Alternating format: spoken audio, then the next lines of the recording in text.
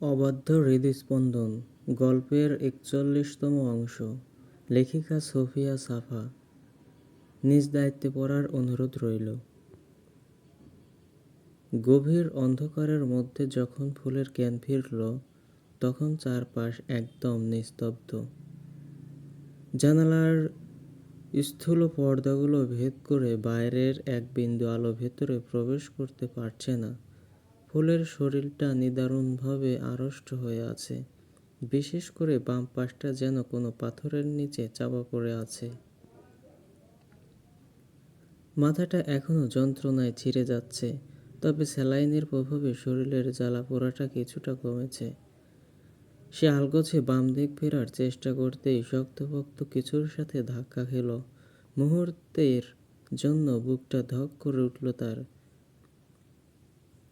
আতঙ্কে চিৎকার করে উঠতে চাইল সে, কিন্তু পরক্ষণেই নাকে এলো সেই পরিচিত তীব্র পুরুষদীপ্ত ঘ্রাণ, যা কোনো সুগন্ধির নয়, বরং দেহজীবের নিজস্ব সত্তার ঘ্রাণ। মানবটা হয়তো গোসলের পরপরই নিজের সিগনেচার পারফিউম ব্যবহার করার ফুরসত পায়নি। ফুলের মস্তিষ্ক নিমিষেই সম্মোহনের মায়াজালে আবদ্ধ হলো। সে অনুধাবন করল, পাশে শায়িত এই ব্যক্তি অন্য কেউ নয়, বরং স্বয়ং উদ্যান। অদ্ভুত এক ঘোর গ্রস্ততায় সে নিজের ডান হাতটি উদ্যানের প্রশস্ত বক্ষপঞ্জরের উপর স্থাপন করল। আঙ্গুলের ডগায় শার্টের মিশ্রণ কাপড় অনুভব করতেই, অবচেতন হতেই সে শার্টের কয়েকটা বোতাম খুলে ফেলল, অতঃপর সেখানে কর্ণপাত করল। উদ্যানের হৃৎপিণ্ডের স্পন্দন একদম ধীর ও ছন্দবদ্ধ, তাকে কোনো চপলতা নেই কোনো ব্যাকুলতা। কেন যেন এই প্রশান্তি ফুলের ভালো লাগলো না। তার মনে পড়ে গেল সেই রাতের কথা, যখন সে বাইকের গদিতে বসে উদ্যানের বুকের সাথে লেপ্টেছিল। তখন সে এক ধরনের উচ্ছৃঙ্খল আর অস্থির শব্দ শুনতে পেয়েছিল। সে এখন ঠিক সেই ধরনের শব্দটাই শুনতে চায়। ঘোরের অতল গহ্বরে বিচরণ করতে করতে ফুল যেন অবুঝ ও উন্মত্ত হয়ে উঠল। মুখায়ব ঘুরিয়ে সে উদ্যানের নগ্ন বুকে নিজের নাক ঘষতে লাগলো। তার নিঃশ্বাসের উত্তাপে ঘুমন্ত দানবের শরীরটা একবার শিহরিত হলো ঠিকই, কিন্তু তন্দ্রাচ্ছন্নতা কাটল না। ফুলের ভেতরে যখন এক অতীব উন্মাদনা বাধা দানা বেঁধেছে, সে আবছা আলোয় সম্মোহনী দৃষ্টিতে সেই চওড়া বুকের দিকে তাকিয়ে রইল এবং হুট করেই নিজের ওষ্ঠধর সেখানে সজোরে গেঁথে দিল। মুহূর্তের মাঝে উদ্যানের শরীরে যেন হাজার ভোল্টের বিদ্যুৎ গতিতে তাড়িত হলো। এক ঝটকায় চোখ মেলে খাটের ওপর শঙ্কিত হতে বসল। দম যেন তাল হারালো, শ্বাস প্রশ্বাসের গতি বেড়ে গেল। Alex, turn on the light. উদ্যানের আদেশে তৎক্ষণাৎ লাইট জ্বলে উঠল। দীর্ঘক্ষণ অন্ধকারে থাকার পর তীব্র আলোক চকচকটা ফুলের চোখের শূলের মতো বিঁধল। সে বালিশে মুখ লুকিয়ে আলোয় হাত থেকে পরিত্রাণ পেতে চাইল। উদ্যান এক পলক তাকে দেখে নিয়ে পানির গ্লাসটি হাতে তুলে নিল। তৃষ্ণা মিটিয়ে শার্টের বোতামগুলো পুনরায় আবদ্ধ করতে নিরাসক্ত কণ্ঠে বলল, আমি এই ধরনের মজা উপভোগ করি না একদম। এমন করবে না কখনো। ফুল মুখ ঘুরিয়ে পিটপিট চোখে তাকালো। এটাকে মজা বললেন কেন? কখনো করব না মানে কি? ব্যথা পেয়েছেন আপনি? পাননি তো। তাহলে? আপনি ভালোবাসেন আমাকে, আমিও ভালোবাসি। আমি করব এমন। এদিকে আসুন। উদ্যান সরু চোখে তাকালো। বুঝতে পারল মেয়েটার মাথা ঠিক নেই। উদ্যান খাটের বাইরে পা রাখল। খাবার নিয়ে এলে খেয়ে নিও। টেবিলের ওপর মেডিসিন রাখা আছে। অনিলাকে পাঠিয়ে দিচ্ছি। কোথায় যাচ্ছেন আপনি? থাকুন না এখানে। উদ্যান ফিরে চাইল ফুলের দিকে। দুপুর হয়ে গেছে, ফ্রেশ হয়ে লাঞ্চ করবে। যদিও অসম্পূর্ণ কাজ সম্পূর্ণ না করে যাওয়ার প্ল্যান ছিল না, কিন্তু তুমি হুঁশে নেই। শরীরের কন্ডিশন দেখে মনে হচ্ছে না সামলাতে পারবে। দরজার সনিকটে পৌঁছে উদ্যান আদেশ করল, অ্যালেক্স, ওপেন দ্য ডোর। অপার এক যান্ত্রিকতায় দরজা খুলে যেতেই উদ্যান রুম ত্যাগ করল। ওয়াশরুম থেকে বেরোতেই অনিলার দৃষ্টি নিবদ্ধ হলো টেবিলের ওপর রাখা ছোট্ট পেজারটির দিকে। যন্ত্রটি সূক্ষ্ম শব্দে স্পন্দিত হয়ে জ্বলজ্বল করছে। ভ্রু কুঁচকে সে এগিয়ে গিয়ে সেটি হাতে তুলে নিল। সবুজ সংকেত দেখে বিস্ময় জাগল মনে। উদ্যান তাকে ডাকছে। সাধারণ প্রয়োজন হলে উদ্যান অনেকেই তলব করে, তাকে প্রায় কখনোই ডাকে না। তবে আজকে এমন হলো যে দানবটা তাকে স্মরণ করছে। সবুজ আলোয় টাচ করতেই উদ্যানের কণ্ঠস্বর ভেসে এলো, পেটালের জন্য খাবার নিয়ে এসো। মেইডকে বলতে পারতাম, কিন্তু ইউনো স্পাই স্টেটেই আছে এখনো। ফুল নিষ্প্রাণ চোখে হাতের দিকে চেয়ে আছে। হাতের উল্টো পাশে ড্রেসিং টেপ লাগানো। তখনই অনিলা দরজার আড়াল থেকে উঁকি দিয়ে মৃদু সুরে বলে, ভেতরে আসবো ফুল? ফুল দরজার দিকে তাকিয়ে ইশারায় অনুমতি দিল। অনিলা খাবার ভর্তি ট্রে নিয়ে ফুলের পাশে এসে বসল। তাকে ধরে ধরে উঠে বসালো। খাবার নিয়ে এসেছি, খেয়ে নাও। শরীর একদম ভেঙে গেছে তোমার। অনিলার অসহায় ফুল খাবার শেষ করে মেডিসিন খেয়ে নিল। উর্বি ম্যামকে কি নিয়ে এসেছে অনিলা আপু? ফুলের প্রশ্নে অনিলা মাথা নাড়ল। হ্যাঁ, খুব ভোরে তাকে উদ্ধার করে নিয়ে আসা হয়েছে। ফুল স্বস্তির নিঃশ্বাস ফেলল। কোথায় সে এখন, কেমন আছে? অনিলা একটু সময় নিয়ে উত্তর দিল, মেয়েটার অবস্থা একদমই ভালো না, জ্ঞান ফেরেনি এখনো। যদি আরো কয়েক ঘন্টা সেই জায়গায় বন্দি থাকতো, মরেই যেত হয়তো। ফুল স্বপ্ন ঢোক গিলল। সেই বিভীষিকাময় জায়গার দৃশ্য পুনরায় তার মানসপটে ভেসে উঠল। হ্যাঁ, ওনাকে খাবার দেওয়া হতো না, মরে যেত সেটা নিশ্চিত। ভাগ্য ভালো যে রেহানের লোকেরা ওনাকে জীবিত ফেলে রেখে গেছে।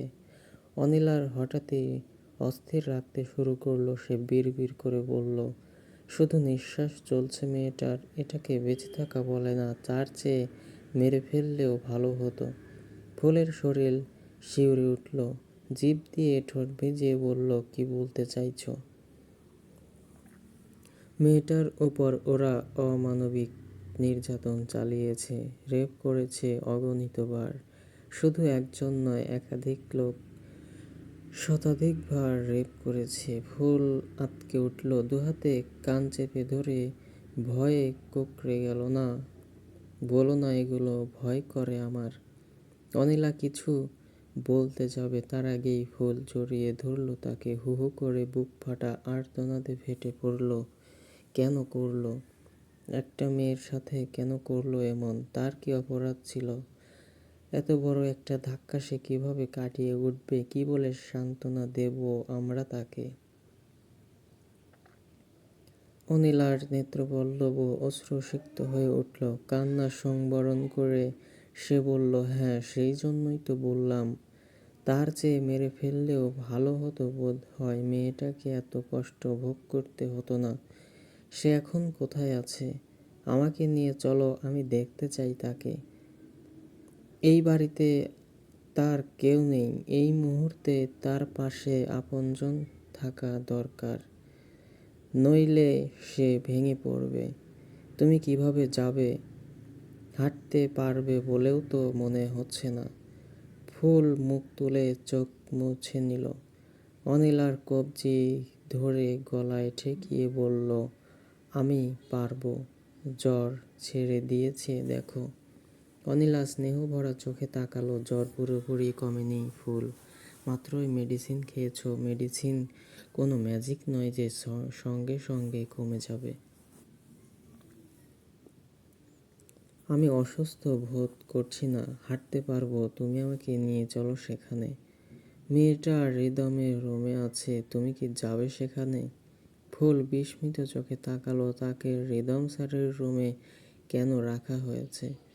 অনিলা বিরস মুখে বলল, জানি না, আমি ঠিক বুঝে উঠতে পারছি না। মেয়েটাকে ওই কোলে করে এস্টেটে এনেছে, তারপর নিজের রুমে নিয়ে গেছে। মেয়েটার জামাকাপড় অনেক নোংরা ছিল ফুল, তুমি ভাবতেও পারবে না মেয়েটার অবস্থা কতটা বীভৎস ছিল। ফুলের নিঃশ্বাস আটকে এলো। রিনরিনে কণ্ঠে বলল, আমি সেই কোঠরিতে তাকে দেখেছিলাম অনিলা আপু, আবছা আলোয় যেটুকু দেখেছিলাম সেটুকু দেখেই রুহ কেঁপে উঠেছিল। ফুল আস্তে ধীরে নেমে দাঁড়ালো। অনিলাকে দিয়ে রিদমের দরজার অভিমুখে আসতেই থমকে দাঁড়ালো।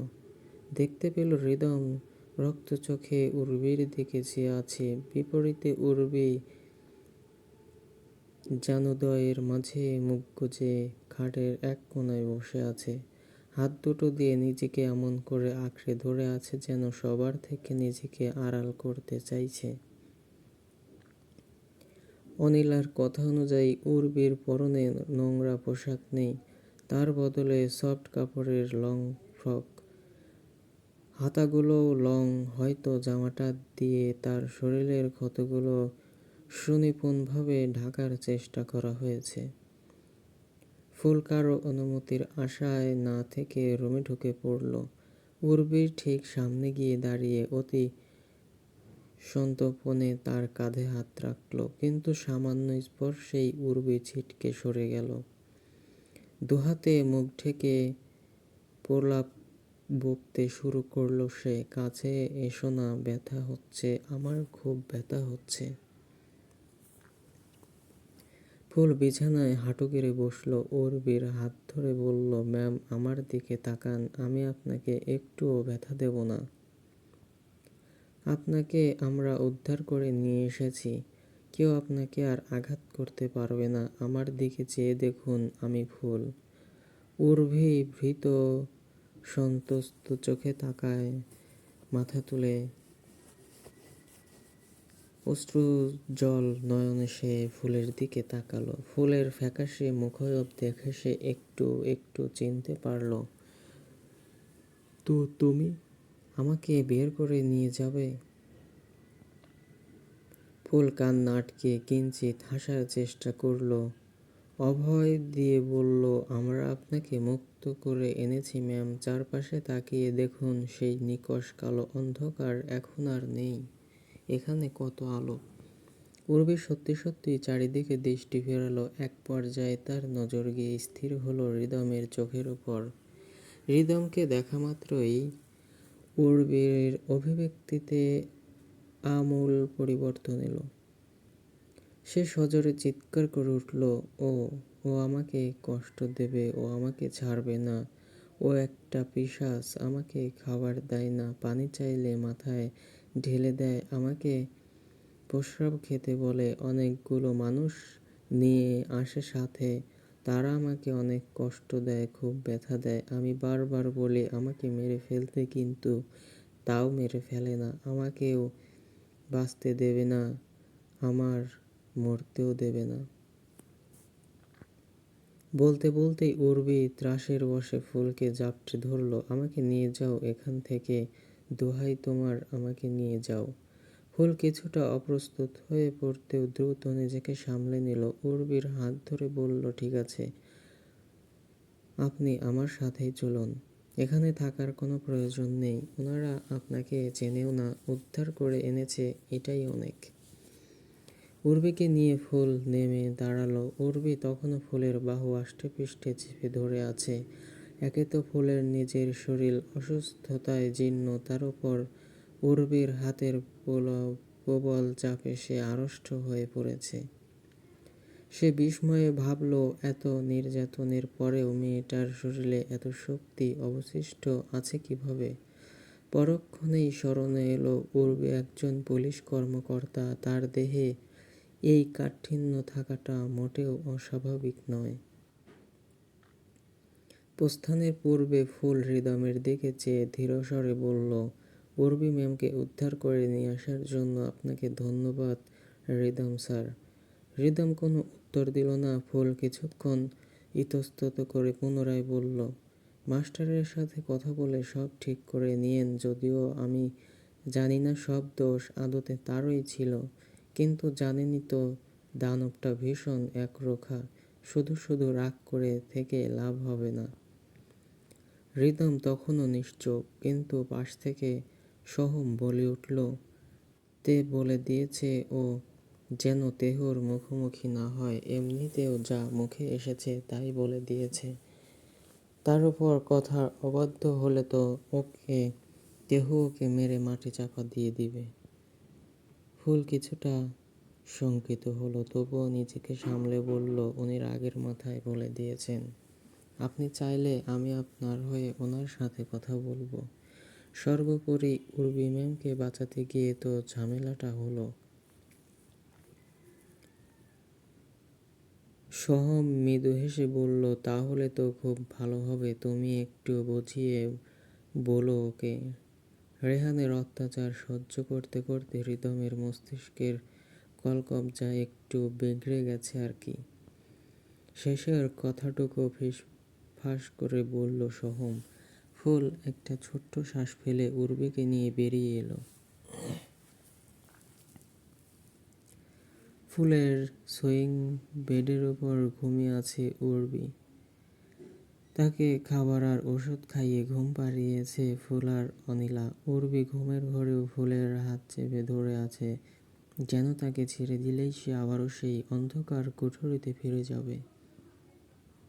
এখন বিকেলের শেষ ভাগ, ফুলের শরীরটা একটু সুস্থ সুস্থ লাগছে, জ্বরটাও ছেড়েছে। ফুল ভেবেছিল উদ্যান লাঞ্চ করেই হয়তো তার কাছে ফিরে আসবে, কিন্তু তার ভাবনাটা ভুল প্রমাণিত হয়েছে। উদ্যান আসেনি তার কাছে। উনি একবারও আসলো না। কি করছেন উনি আনমনেই কথাখানা বলে ফেলল ফুল। অনিলা মুচকি হেসে বলল, খুব মিস করছো বুঝি তাকে। ফুল লজ্জিত হয়ে দৃষ্টি অবনত করল। অনিলা পুনরায় বলল, কাউকে ভালোবাসে ফেললে এমন হওয়াটাই স্বাভাবিক। সর্বক্ষণ তার কথাই মনে পড়ে, তার কাছাকাছি থাকার আকাঙ্ক্ষা জাগে। ফুল লাজুক হেসে পাল্টা প্রশ্ন করল, তুমি দেখছি অনিসারকে খুব ভালোবাসো, শুধু প্রকাশ করো না, তাই না? ভালো তো একটু আমিও বাসি তাকে, কিন্তু তার মাধ্যমেই ভালোবাসতে শিখেছি এমনটা নয়। ফুল থমকালো, মানে তুমি তার আগেও কাউকে ভালোবেসেছ? অনিলা দীর্ঘশ্বাস ফেলল, হ্যাঁ ভালোবেসেছিলাম। যখন আমার ভালোবাসা তার সামনে প্রকাশ করেছিলাম, সে মুখে বলেনি যে সে আমাকে ভালোবাসে না। এটাও বলেনি যে তার গার্লফ্রেন্ড আছে। তুমি তো এই ব্যাপারে কখনো কিছু বললে না আপু। বলিনি, কারণ আমি নিজেই সেই ঘটনা ভুলে যেতে চেয়েছি, কিন্তু আজ উর্বিকে এই অবস্থায় দেখে ঘটনাটা মনে পড়ে গেল। তারপর কি হয়েছিল বলছি, তবে এটা হয়তো বুঝতে পারলে আমি কেন তোমার আবেশ ভাইকে বলেছিলাম যে তুমি তাকে ভালোবাসো না। আবেশের প্রসঙ্গ আসতেই ফুলের মুখ ফ্যাকাশে হয়ে গেল। সে ক্ষীণস্বরে বলল, আমি খুব শীঘ্রই যাব তার কাছে। হ্যাঁ, খুব তাড়াতাড়ি যেও ফুল। তুমি হয়তো তার কষ্ট অনুভব করতে পারছো না, কিন্তু আমি পারছি। একই পথের পথিক তো, যদিও আমার পথে সবচেয়ে বড় অপরাধী ছিলাম আমি নিজেই। ফুল জিজ্ঞাসু দৃষ্টিতে তাকাতেই অনিলা মাথা নিচু করে নিল। তোমাকে অনির ব্যাপারে সব কিছু বললেও নিজের ব্যাপারে আমি কিছুই বলিনি ফুল। মনে হয়েছিল সব জানতে পারলে তুমি আমাকে ফ্রেন্ড বানাবে না। আর সত্যি বলতে আমার একজন ফ্রেন্ডের খুব প্রয়োজন ছিল। অনিলা একটু থামল, ফুল নিশ্চুপ রইল। অনিলা আবারও বলতে শুরু করলো, আমি নিজের দোষ কখনোই দেখিনি, সব সময় অনির দোষ খুঁজেছি, এখনো খুঁজি। তুমি একদিন জিজ্ঞেস করেছিলে না আমি কখনো অনির অনুভূতি, পরিস্থিতি, প্রতিকূলতা বোঝার চেষ্টা করেছি কিনা? তার উত্তর হলো না, আমি করিনি কখনো। ফুল তপ্ত শ্বাস ত্যাগ করলো। আমি দুঃখিত অনিলা আপু, সেদিন এসব বলা উচিত হয়নি আমার। কি বলেছি নিজেও জানি না। তোমার এখানে দোষ নেই। ওনার চরিত্রের বিবরণ শুনে তোমাকে দোষ দেওয়ার কোনো অবকাশ থাকে না। তুমি অনিসারের চেয়ে ভালো কাউকে ডিজার্ভ করতে। অনিলার চোখ জ্বলে ভরে উঠল তাকে কাঁদতে দেখে। ফুল হতবিহ্বল হয়ে গেল। কাঁদছো কেন? আমিও সেটাই মনে করতাম যে অনির চেয়ে ভালো কাউকে ডিজার্ভ করি আমি, কিন্তু এখন তোমার সাথে মেশার পর বুঝতে পেরেছি যে আমিও পারফেক্ট নই। এতে কান্না করার কি আছে? পৃথিবীতে কেউ পারফেক্ট হয় না অনিলা আপু। তুমি কাউকে ভালোবাসতেই পারো, এতে কোনো দোষ নেই। লোকটা হয়তো তোমাকে ধোঁকা দিয়েছিল, তাই না? অনিলার কান্নার বেগ আরো তীব্র হলো। সে রুদ্ধ কণ্ঠে বলল, শুধু ধোঁকা দেয়নি, আরো কিছু করেছিল। ফুলের চোখে কাঠিন্য ভাব ফুটে উঠল। সে দৃঢ় স্বরে প্রশ্ন করল, কি করেছিল? অনিলা চোখ মুছে লম্বা শ্বাস নিল, তারপর বলতে শুরু করলো, ও আমার ক্লাসমেট ছিল। ওর জন্মদিনে ইনভাইটেশন পেয়ে আমিও গিয়েছিলাম। সেই রাতে ও বলেছিল সবাই চলে যাওয়ার পর ও একান্তে আমার প্রপোজালের অ্যান্সার দেবে। আমিও সরল মনে উত্তর পাওয়ার আশায় থেকে গিয়েছিলাম। অনিলার কণ্ঠরোধ হয়ে এলো। ফুল বাকিটুকু অনুমান করে নিল। ধরা গলায় শুধালো, ছেলেটা খারাপ কিছু করেছিল তোমার সাথে? অনিলা উপর নিচ মাথা নাড়ল। হ্যাঁ, আমার হাত পা বেঁধে নেকেড ভিডিও ধারণ করেছিল। বিশ্বাস করো, আমি জানতাম না ও এতটা খারাপ। শুধু আমি না, কলেজের সবাই জানতো ও খুব ভালো ছেলে। ফুলের মাথা ঝিমঝিম করে উঠল। এগুলো কি হচ্ছে তার সাথে? আর কত জঘন্য ঘটনার সম্মুখীন হতে হবে তাকে। কোথায় এসে পড়ল সে? নিরাবেগ কণ্ঠে জানতে চাইল, অনিসার জানে এই ব্যাপারে? অনিলা হ্যাঁসূচক মাথা নাড়ল। হ্যাঁ, ছেলেটা পরবর্তীতে সেই ভিডিও দিয়ে ব্ল্যাকমেইল করতো, টাকা চাইতো, বলতো টাকা না দিলে সেই ভিডিও নেটে ছড়িয়ে দেবে। আমি অনেকবার নিজেকে শেষ করে ফেলতে চেয়েও পারিনি। তার মধ্যেই অনির আগমন ঘটেছিল। ও আমাকে তুলে এনেছিল ঠিকই, কিন্তু একেবারে জোর করে আটকে রাখেনি। বলেছিল আমি যা চাইবো ও তাই দেবে, বিনিময়ে সারা জীবন ওর সাথে থাকতে হবে। আমি শুধু চেয়েছিলাম সেই ভিডিও ডিলিট করাতে। উনি আমার চাওয়া পূরণ করেছিল, সেই সাথে আমার বাপ মাকে অনেক টাকা পয়সাও দিয়েছিল, এখনও দেয়। তারা অনির টাকায় এখনও ভালোভাবে জীবন যাপন করে। ফুল অগেজ হলো, অনিলার হাত থেকে সরিয়ে নিল। অনিলা কান্নার মাত্রা বাড়িয়ে নিয়ে বলল, তুমি কি এসব শুনে আমাকে ঘৃণা করবে ফুল? আর বন্ধু মনে করবে না? ফুলের নিঃশ্বাস ভারী হয়ে এলো। অনিলাকে জড়িয়ে ধরে বলল, এখানে তোমার কোনো দোষ নেই। আমি তোমাকে বন্ধু মনে করি অনিলা আপু, সব সময় করব। আর আজ এই সত্য প্রকাশের মধ্যে দিয়ে আমরা বেস্ট ফ্রেন্ড হয়ে গেলাম। রাতের বেলা টেরেসে বসে বাকিরা উদ্যানের অপেক্ষা করছে। সোহম একটু বিরক্ত গলায় বলল, এখনো আসছে না কেন? ওর ওয়াইফের কাছে চলে গেল নাকি? উনি ঠাট্টা করে বলল, গেলেও তো খুব একটা অবাক হব না। রাত হলেই এই সময় বউকে একটু বেশি মনে পড়ে। লুহান আর চোখে মেলোর দিকে তাকালো, বিড়বিড়িয়ে বলল, সব পুরুষদের বউয়ের কথা মনে পড়ে বুঝি? আচ্ছা, যাদের বউ নেই তাদের কার কথা মনে পড়ে? মেলো ফোনের স্ক্রিন থেকে চোখ সরিয়ে শূন্য চোখে তার দিকে তাকালো। সোহম হো হো করে হেসে উঠে বলল, তাদের মনে পড়ে বন্ধুদের কথা, এই যেমন তোর আর আমার কিন্তু দেরি হয়নি, ঠিক টাইমে চলে এসেছি। রিদমের নিষেধাজ্ঞা না থাকলেও রিদমও চলে আসতো, যদিও ওর রেস্ট নেওয়া প্রয়োজন। কি হয়েছে জানি না, একদম চুপচাপ হয়ে গেছে, কারোর সঙ্গে কথাও বলছে না।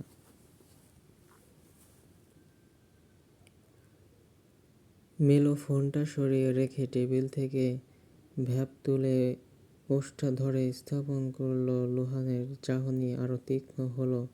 স্বগতোক্তি করলো, আমার চেয়েও এই জড় বস্তুটার ভাগ্য ঢের ভালো। মেলো নিঃশ্বাসের সাথে ধোঁয়া টেনে নিয়ে কাউচে গা এলিয়ে দিল। আয়েশি ভঙ্গিতে ধোঁয়া ওড়াতে ওড়াতে বলল, তেহু লেট নাইট শাওয়ার নিতে গেছে, বউয়ের কাছে যায়নি। বাইরে থেকে এসেও সব সময়ই শাওয়ার নেয়। লোহান মন খারাপ করে অন্যদিকে চোখ ফেরালো। সহম উচ্ছ্বসিত কণ্ঠে বলল, তাহলে বল, তোদের মিটিংটা কেমন ছিল? ট্যুরিস্ট এজেন্সি ডিল কনফার্ম করেছে? উনি বাঁ প্রসারিত করে বলল, হ্যাঁ, কনফার্ম না করে উপায় আছে নাকি? তেহুর সামনে না বলার ক্ষমতা কারো নেই। তার উপর মেক্সিকোর অর্থনীতির 50%ই সেখানে ট্রিকে গ্রুপ নিয়ন্ত্রণ করে। সেখানে আমাদের সাথে ডিল না করলে ক্ষতিটা তাদেরই হতো। সোহম টেকিলার গ্লাস হাতে নিতে নিতে বলল, মাঝে মাঝে আমি তেহুর ডুয়েল পার্সোনালিটি দেখে ইনফ্লুয়েঞ্জড হয়ে যাই। ও যেভাবে দুদিক মেনটেন করে চলে তা সত্যিই অবিশ্বাস্য। অতি আত্মবিশ্বাসের সাথে বলল, আমরাই বা কম কিসে? সোহম হেসে বলল, সবই তেহুর প্রভাব। তন্মধ্যেই সেখানে উদ্যানের পদধ্বনি শোনা গেল। তাকে ধীর পায়ে এগিয়ে আসতে দেখে সোহমের হাসি সহসা থেমে গেল। উদ্যান এসেই নিজের হাতে গ্লাসে অরেঞ্জ জুস আর বরফ মিশিয়ে টেকিলা প্রস্তুত করলো। তাতে একটি তৃপ্তির চুমুক দিয়ে কাউচে ঝাঁকিয়ে বসল। সবাইকে এক পলক দেখে নিয়ে সোহমের উদ্দেশ্যে বলল, কেন ডেকেছিস? যা বলার দ্রুত বল, আমার কাজ আছে। উনি ঠোঁট নেড়ে বলল, কাজ না, বল, বউ আছে। আরে জেলাস হব না আমরা? বিশ্বাস করে আমরাও তো, বউ আছে। আমি তোর মতো ভাগ্য নেই। উদ্যান এক হাত কাউচে রেখে নির্বিকার কণ্ঠে বলল, আমার মতো ভাগ্য আর কারো না হোক, আমি নিজের ভাগ্য নিয়ে অনেক রক্ষণশীল। সবাই স্তব্ধ হয়ে গেল। লোহান চোখ রাঙিয়ে তাকালো উনির দিকে। উনি থতমত খেয়ে গেল। সে আসলে কথাটা এভাবে বলতে চায়নি। সহম পরিস্থিতি সামাল দিতে দ্রুত প্রসঙ্গ পাল্টে বলল, আমি যে জন্য তোদের ডেকেছি তা হলো রিদমকে আটকে রাখার পেছনে রেহানের উদ্দেশ্য সম্পর্কে আমি একটু ধারণা পেয়েছি। যদিও এখন রিদম কারো সঙ্গেই কথা বলছে না। মেয়েটাকে খুঁজতে বান্দরবানে যাওয়ার পথে রিদম এ ব্যাপারে কিছু বলেছিল আমায়। তোরা কাজে গিয়েছিলি তাই বলার সুযোগ পাইনি। লোহান ভ্রু কুঁচকে বলল, তুই এমন ভান করছিস যেন রেহানের উদ্দেশ্যে সম্পর্কে আমাদের জানা ছিল না। আরে ও আমাদের গোল্ডেন প্রজেক্টটা বানচাল করার জন্যই রিদমকে আটকে রেখেছিল। সোহম মাথা নাড়ল না। ওর প্রকৃত উদ্দেশ্য সেটা ছিল না। উদ্যান রক্ত চোখে সোহমের দিকে তাকালো। কথা শেষ কর সোহম, আমার ধৈর্যের সীমা ছাড়িয়ে যাচ্ছে। সোহম গ্লাসটা টেবিলে রেখে গলা খাকারি দিল। রেহানের মেইন ইন্টেনশন ছিল তুই যাকে মেক্সিকোতে চিকিৎসা করানোর জন্য নিয়ে গিয়েছিলি তাকে খুঁজে বের করো। পরক্ষণেই উদ্যান হাতের গ্লাসটি সজোরে মেঝেতে আছাড় মারল। বিকট শব্দে কাচের টুকরোগুলো চূর্ণ বিচূর্ণ হয়ে চারিদিকে ছড়িয়ে পড়ল।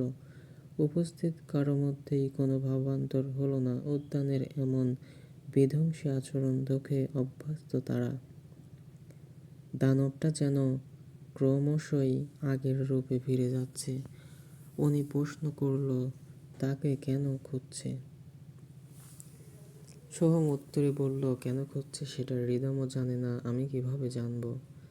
লোহান এবার সরাসরি উদ্যানকে লক্ষ্য করে বলল, উত্তরটা শুধু রিহান আর তেহই দিতে পারবে।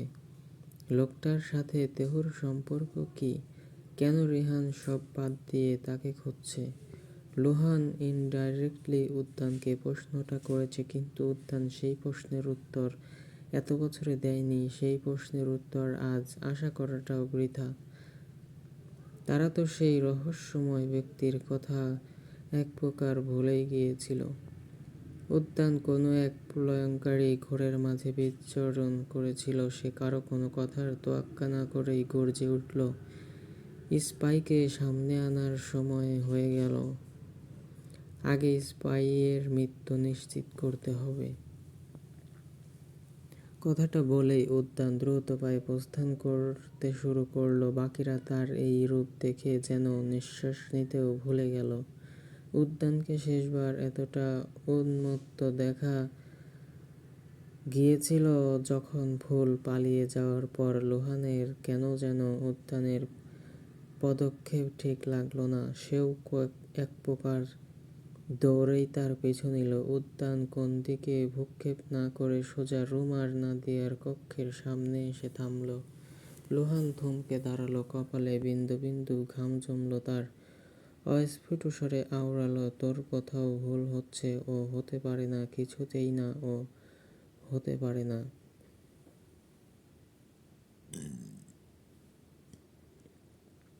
উদ্যান তার কথা কানে নিল না। দরজা খুলে ভেতরে ঢুকে দেখলো রুমটা শোয়ার প্রস্তুতি নিচ্ছে। নাদিয়া রুমে নেই। কয়েকদিন পর পার্টি থাকায় নাদিয়া অন্য মেয়েদের সাথে ডান্স প্র্যাকটিস করতে গেছে। হঠাৎ উদ্যানকে দেখে রুমা তৎক্ষণাৎ উঠে দাঁড়ালো। কিছু কি লাগবে মাস্টার? আপনি কষ্ট করে আসতে গেলেন কেন? ডেকে নিতেন। উদ্যান দুপা এগিয়ে এসে তীক্ষ্ণ কণ্ঠে বলল, তুই স্পাই তাই না? তুই রিহানের কাছে তথ্য পাচার করেছিস। রোমার দেহলতা আঁতকে কেঁপে উঠল। এসব আপনি কি বলছেন মাস্টার? আমি রেহান স্যারের স্পাই নই। তার সাথে আমার কোনো কানেকশন নেই, বিশ্বাস করুন। উদ্যান অট্ট হাসিতে ফেটে পড়ল। তার হাসি দেখে রোমার শরীর হিম হয়ে এলো। উদ্যান গলা জড়িয়ে আদেশ দিল, লব, take that slate to the punishment room. চোখ বন্ধ করে নিল লুহান। মাথা নেড়ে সে রোমার হাত শক্ত করে চেপে ধরল। লুহানের স্পর্শ পেতেই রোমা কান্নায় ভেঙে পড়ল। আমাকে নিয়ে যাবেন না লুহান স্যার, আমি কিচ্ছু জানি না, বিশ্বাস করুন, আমি নির্দোষ। রোমা নিচে বসে পড়তে চাইল। লুহান সেভাবেই টেনে হিঁচড়ে নিয়ে যেতে লাগলো তাকে। উদ্যান পেছনে ফিরতেই দেখল অনি, সোহম আর মেলো জিজ্ঞাসু দৃষ্টিতে তাকিয়ে আছে। অনি সংশয় নিয়ে প্রশ্ন করল, তুই শিওর রোমাই স্পাই? উদ্যান নিজের ঘাড় ম্যাসেজ করতে করতে বলল, হ্যাঁ, 2 দিন আগে পেটালকে নিয়ে ট্রি হাউস ড্রেতে যাওয়ার পর পেটাল যখন বেরিয়ে গেল তখনই রোমাকে দেখেছিলাম আমি। সোহম হকচকিয়ে গেল, তুই ওখানে দেখেছিলি? কিন্তু কিভাবে? উদ্যানের দৃশ্যপটে ভেসে উঠল। লুহান ফুলের পিছু নিতে চাইলে উদ্যান তাকে নিষেধ করে দেয়। ঠিক সেই সময়ই আকাশে বিদ্যুৎ চমকায়। উদ্যান সম্মুখে তাকাতেই রোমাকে গাছের আড়ালে দাঁড়িয়ে থাকতে দেখে দেখতে পায় সে। রোমা অবশ্য বুঝতে পারেনি সে উদ্যান তাকে দেখে ফেলেছে। মেয়েটা বিদ্যুৎ চমকানোর শব্দে কান চেপে ধরে চোখ বন্ধ করেছিল। উদ্যান তবুও নিশ্চিত হওয়ার জন্য কনসোলে চোখ বোলায়, আর রোমার লোকেশন দেখে সে শিওর হয়ে যায়। এই ঘটনা শুনে অনি আর মেলো চুপ হয়ে গেলেও সোহম বলে উঠল, তার মানে তুই বুঝতে পেরেছিলি পিটিফুলের বিপদ হতে পারে, তবুও তুই ওর পিছু নিসনি। উদ্যান শান্ত চোখে তাকালো। ওর পিছু নিলে আমরা রিদমকে এখনো খুঁজে পেতাম। কথাটা বলেই উদ্যান পা ফেলে চলে গেল। সোহম আহাম্মকের মতো তাকিয়ে রইল তার যাওয়ার পানে।